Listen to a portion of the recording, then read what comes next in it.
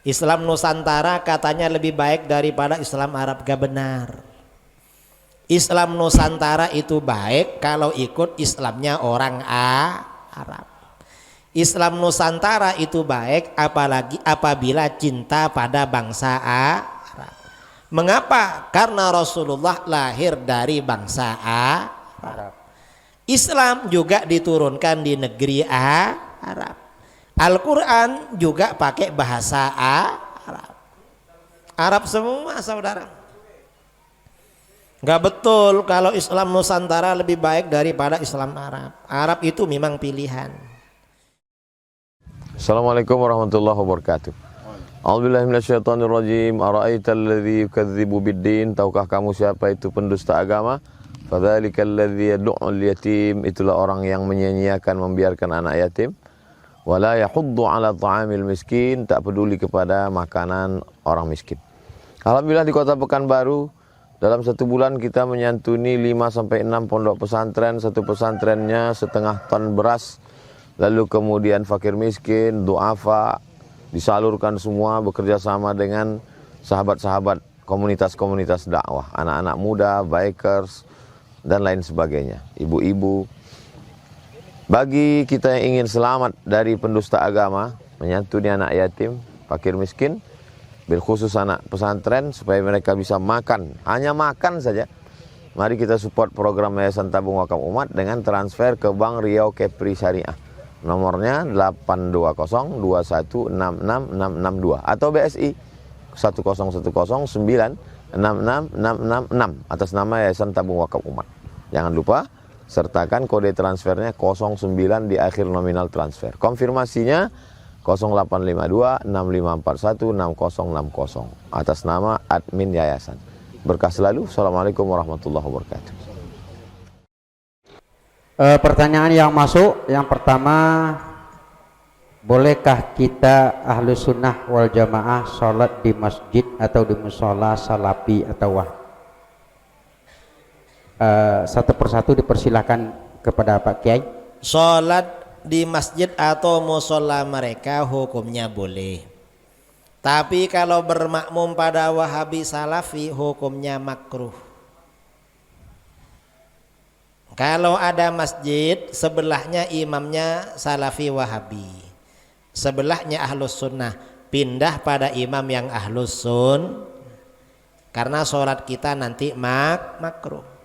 Kalau gak ada lagi, yang ada jamaahnya cuma imam Salafi Wahabi. Kalau jamaahnya semuanya Ahlus Sunnah, makmumnya diajak bareng-bareng mengganti imamnya. Diganti imamnya itu biar jamaahnya sholatnya tidak makruh. Kalau diganti gak bisa, maka terpaksa lebih baik sholat sendiri. Terima kasih Bapak Kiai. Mudah-mudahan si penanya mendapat kepuasan dari jawaban Bapak Kiai. Kemudian pertanyaan yang kedua, mohon Pak Kiai memberikan penjelasan pokok-pokok ajaran Islam Nusantara yang tidak sesuai dengan ahlu sunnah wal jamaah. Ajaran Islam Nusantara yang tidak sesuai dengan Ahlus Sunnah itu apa? Di antaranya menganggap orang Nusantara lebih baik daripada orang Arab. Itu gak benar itu. Islam Nusantara katanya lebih baik daripada Islam Arab. Gak benar. Islam Nusantara itu baik kalau ikut Islamnya orang Arab. Islam Nusantara itu baik apalagi apabila cinta pada bangsa Arab. Mengapa? Karena Rasulullah lahir dari bangsa Arab. Islam juga diturunkan di negeri Arab.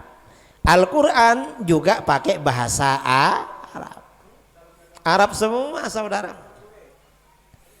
Gak betul kalau Islam Nusantara lebih baik daripada Islam Arab. Arab itu memang pilihan. Dalam akidah Ahlus Sunnah wal Jamaah, para nabi itu manusia terpilih. Dan manusia yang paling utama, yang paling terpilih adalah baginda Rasulullah. Karena Rasulullah ini manusia paling utama, paling terpilih, maka apapun yang berkaitan dengan beliau selalu diberikan yang terbaik oleh Allah. Contohnya apa? Bangsa yang melahirkan beliau itu lebih baik daripada bangsa lain. Karenanya di dalam hadis sahih riwayat Imam Muslim, Rasulullah SAW bersabda, Innallaha astafa Kinanata min bani Ismail. Allah memilih suku Kinanah dari keturunan Nabi Ismail. Jadi setelah anak cucu Nabi Ismail ini ramai bersuku-suku, suku Kinanah ini yang paling baik. Orang-orangnya berintegritas, berwibawa dan disegani. Wastafa min Kinanata Quraisyan.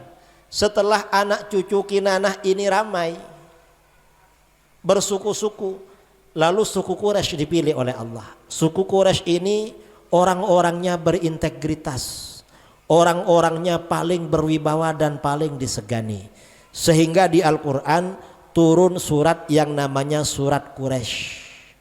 Surat Quraisy itu isyarat perhatian Allah pada orang Quraisy. Surat Nusantara tidak ada, saudara. Gak ada surat Nusantara di Al-Quran. Yang ada surat Quraisy. Coba perhatikan surat Quraisy. Li'ilafi Quraisy ilafihim rihlatash shita'i was-shaif falya'budu rabb hadzal bait alladzi at'amahum min ju' wa amanahum min khauf. Karena kebiasaan orang Quraisy, yaitu kebiasaan mereka melakukan perjalanan pada waktu musim dingin dan musim panas. Musim dingin mereka ke Syam dan Palestina, musim panas ke Yaman. Pulangnya bawa barang dagangan. Hai orang Quraisy, falya'budu rabb hadzal bait. Sembahlah Tuhannya Baitullah ini. Siapa Tuhannya Baitullah? Yaitu Allah. Mengapa menyembah Allah? Alladzi at'amahum min ju'. Allah memberi makan orang Quraisy dari rasa lapar. Ketika suku-suku yang lain di Arab dilanda kelaparan, orang Quraisy gak dilanda kelaparan, saudara. Lapar itu bahaya, bisa melakukan perbuatan tercela. Karenanya orang Quraisy gak kelaparan. Mengapa gak kelaparan? Di Mekah itu ada Baitullah. Setiap tahun orang Arab itu haji ke sana. Di musim haji orang Quraisy ini dagangan, jualannya laku, kaya mereka. Makanya orang Quraisy itu kaya-kaya. Di Duri yang banyak uangnya yang dagang-dagang ini. Penjual-penjual kaya-kaya biasanya. Sama dengan Quraisy. Wa amanahum min khauf. Allah memberi keamanan Quraisy dari rasa takut. Suku-suku yang lain ketakutan, Quraisy gak pernah ketakutan. Ketika ada suku kelaparan, suku sebelahnya diserbu, makanannya diambil, orangnya dibunuh atau dijadikan budak. Suku Quraisy gak pernah, saudara. Orang-orang Arab dulu bepergian malam-malam dirampok, dibegal, hartanya diambil, orangnya dibunuh. Orang Quraisy rombongan sendirian bepergian malam-malam, jumpa perampok, mau dirampok. Mereka bilang, loh kok ngerampok saya? Kamu siapa? Saya orang Quraisy, penjaga tanah suci, penjaga Baitullah. Rampoknya gak berani, segan. Ini suku Quraisy. Makanya orang bepergian mau berangkat, oleh para ulama dianjurkan baca surat Quraisy. Kalau baca surat Quraisy aman, saudara. Atau sampai di suatu daerah karena khawatir, baca surat Quraisy, aman, saudara. Ini faedah surat Quraisy. Selain aman, nanti gampang dapat makanan.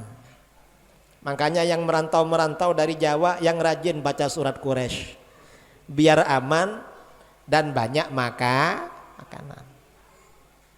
Saya agak baca dari tadi karena sudah kenyang itu. Ini Quraisy artinya apa? Berwibawa Quraisy itu. Kemudian setelah suku Quraisy ini anak cucunya ramai. Wastafa min Quraisyin Bani Hashim. Allah memilih keluarga Bani Hashim dari keturunan Quraisy.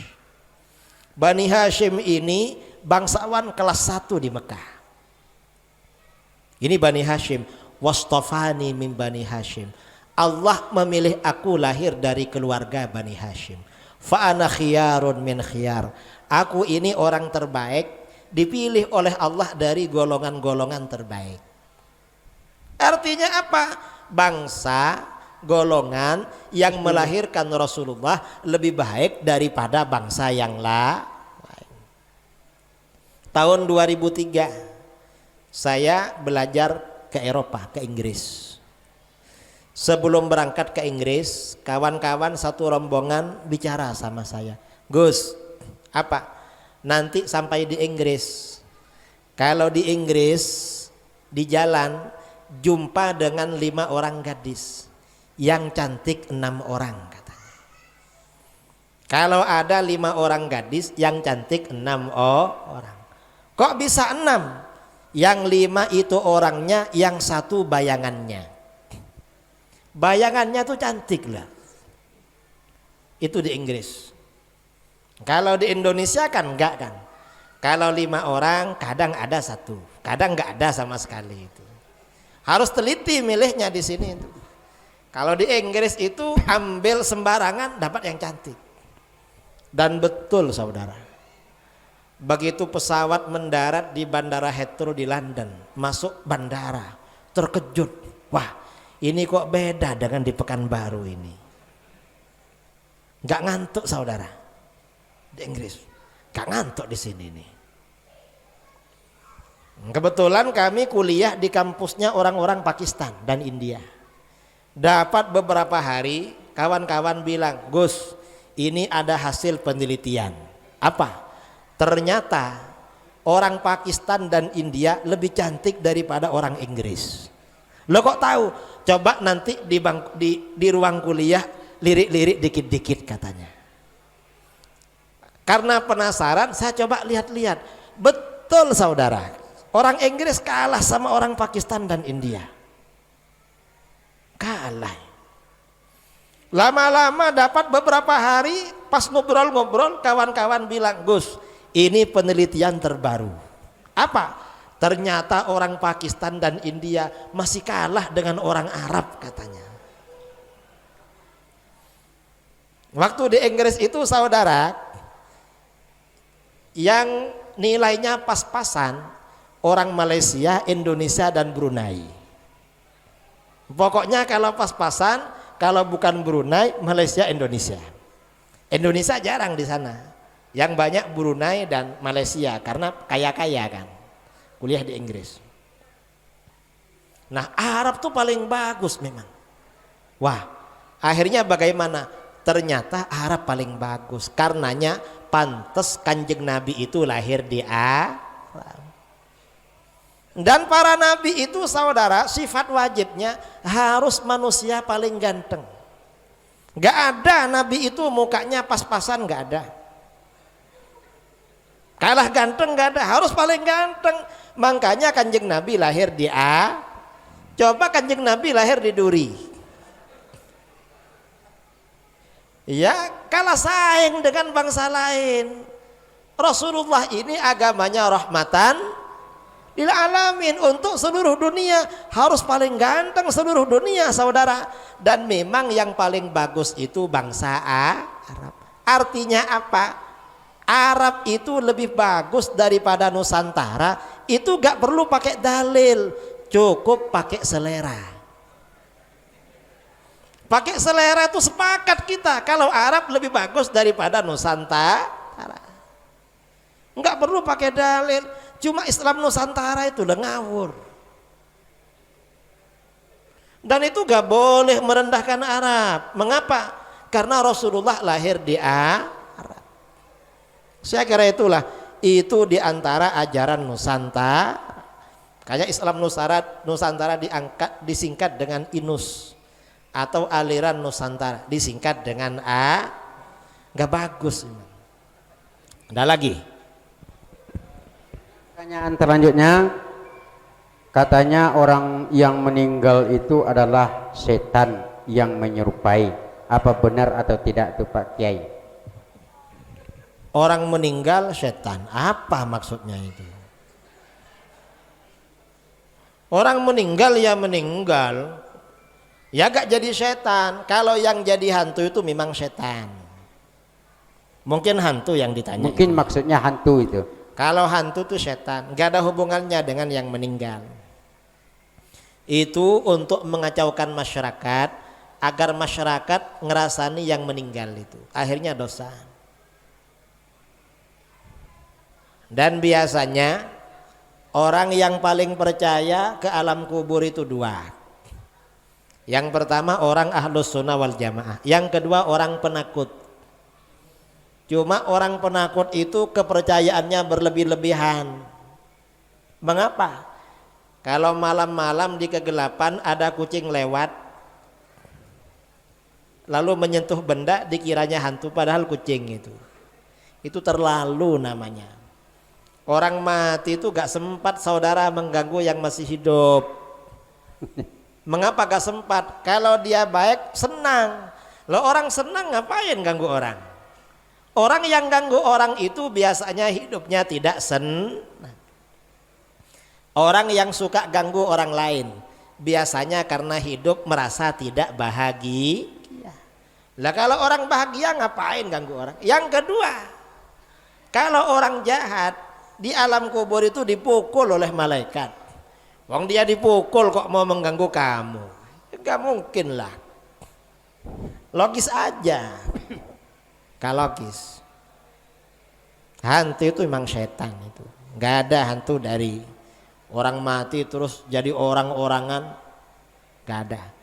Kalau memang ada hantu, ayo bikin sayembara. Siapa yang menangkap hantu masukkan ke botol, nanti tak kasih hadiah umroh. Tapi umrohnya tahun 2050. Minta sama DKM Masjid Babus Salami nanti hadiahnya. Nah, terima kasih. Kemudian pertanyaan selanjutnya, dalam sholat membaca ayat yang panjang wajib atau tidak? Karena membuat sholat kurang khusyuk. Dalam sholat berjamaah itu ya, kalau jamaahnya ini ramai, maka imamnya dianjurkan jangan panjang-panjang. Karena kalau panjang-panjang mengganggu. Dulu ada sahabat ya, ada sahabat hafalannya kuat. Akhirnya kalau jadi imam panjang banget, makmumnya protes sama Rasulullah. Gimana Rasulullah, ini imamnya panjang sekali, kita ini kesusu pulang. Dimarahi sama Rasulullah. Kamu ini afattanun anta ya Mu'adz, kamu tukang fitnah, kamu ini menimbulkan fitnah. Sholat panjang-panjang. Boleh sholat panjang-panjang kalau jamaahnya khusus dan jamaahnya memang senang dengan panjang. Boleh. Dan itu biasanya masjid-masjid tertentu. Kalau jamaahnya ya pas-pasan jangan. Dulu ada imam baca surat Baqarah. Ini di Arab. Panjang banget. Besoknya imam satunya baca surat Al-Fil. Baqarah itu kan artinya sapi. Kalau fil itu artinya gajah. Akhirnya makmumnya apa? Kemarin Baqarah ini panjang banget. Ini fil surat gajah, lebih besar, pasti lebih panjang. Akhirnya makmumnya pergi saudara. Mengapa? Dikiranya surat fil lebih panjang daripada Al-Baqarah. Karena gajah lebih besar daripada sapi katanya. Jadi jangan panjang-panjang, standar lah. Kira-kira jamaahnya kuatnya sampai di mana? Diukur. Pertanyaan selanjutnya, kenapa orang Salafi Wahabi itu tidak mengakui keberadaan Wali Songo di negeri ini? Salafi Wahabi gak mengakui keberadaan Wali Songo ya karena mereka itu bodoh saudara. Gak tahu kalau Wali Songo itu ada. Dan ulama-ulama di Jawa itu rata-rata memang keturunan Wali Songo. Kiai-kiai itu banyak memang keturunan rata-rata keturunan Wali Songo. Lah terus kalau mereka bilang nggak ada, kita ini anaknya siapa? Wong keluarga saya itu keluarganya orang tua itu zuriyahnya Sunan Kudus. Sunan Kudus itu anaknya Sunan Ampel. Wong kita cucunya ada kok kakeknya dibilang nggak ada. Ngawur Wahabi itu. Ya mungkin mbahnya Wahabi itu nggak ada mungkin itu. Kok dibilang Wali Songo nggak ada? Dan kuburannya ada, ramai dikunjungi orang. Anak cucunya ada, anak cucunya jadi kiai-kiai. Kalau leluhurnya orang soleh, anaknya juga orang soleh. Ya ada yang nggak soleh ya ada. Tapi anak cucunya yang soleh-soleh itu ada. Itu namanya bodoh namanya itu. Nggak ngerti. Kalau di mana? Kalau di Riau ini kan banyak keturunan Sayyid kan. Bandaranya akan nama Bandara Sultan Syarif Qasim. Karena dulu yang menjadi raja di sini kan Syarif. Anak cucunya kan ada sampai sekarang. Keluarga Sayyid di daerah Siak. Terus bilang nggak ada Sayyid di Riau. Loh, kok anak cucunya ada kok dibilang nggak ada? Ya ngawur mereka ini. Wahabi di ngawur memang, nggak punya ilmu mereka. Buktinya nggak punya ilmu. Nanti ada orang tahlilan protes sesat. Loh kak sesat? Nanti mereka tanya mana dalilnya? Lah. Berarti kan bodoh kan tanya dalilnya itu. Mereka tanya terus, ya gak tahu mereka. Kalau kita gak tanya, mengapa kita gak ngereken memang. Terima kasih banyak kepada Bapak Kiai yang telah memberikan jawaban. Boleh silakan.